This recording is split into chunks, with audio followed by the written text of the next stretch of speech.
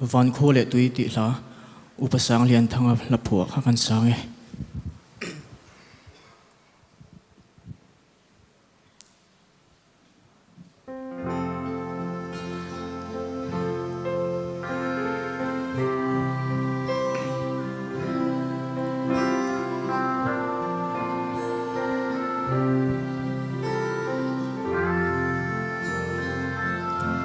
o ko vel hian chia se iswat lan na makzia kan ril ru kan taksa tharau lan na kim chu ke ni zong ko vela cheng in om ma ila kan ko sak na te chu Vana anisia kan khosak na te chu Vana anisia khovel tan khen be in iswa kan om ta kan tan khovel bo chu khen be in na om ta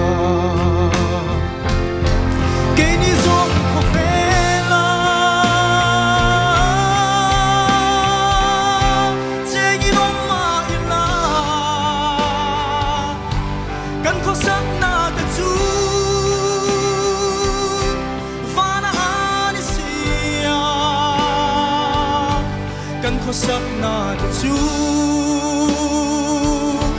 Vana anisia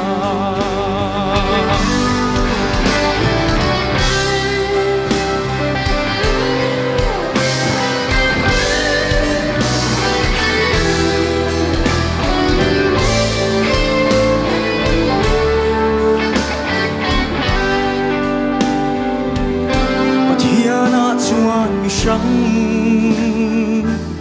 Khovel tan kan lo ni van khua le tui ni na nei tu te kan ni si ke ni zong khovela cheng in om ma ila kan khosak na te chu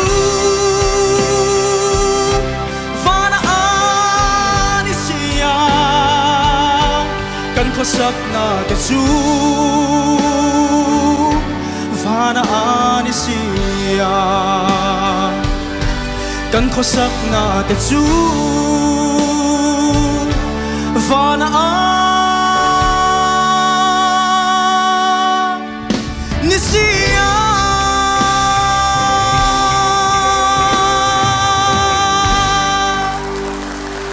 lalpan rupi na chang rose kalome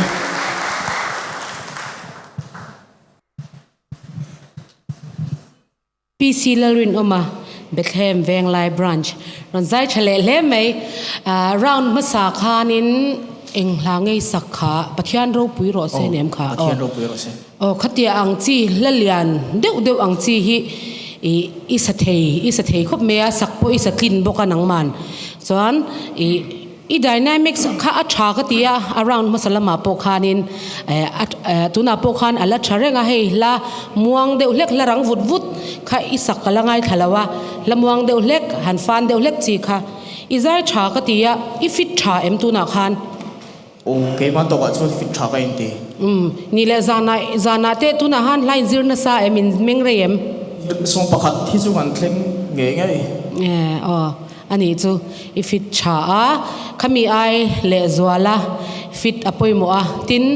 I kangai poimo em chu midang nang ma chau po ni lau tu na contestant ron tel ho zong hi vocal exercise kan ngai poimo tok lo training ka sha a chu nang ma po khan chu e lo in practice le la ai thale zwali ni lo tling ani chuan in ron zai le don nia ole kalome rinama kan lo me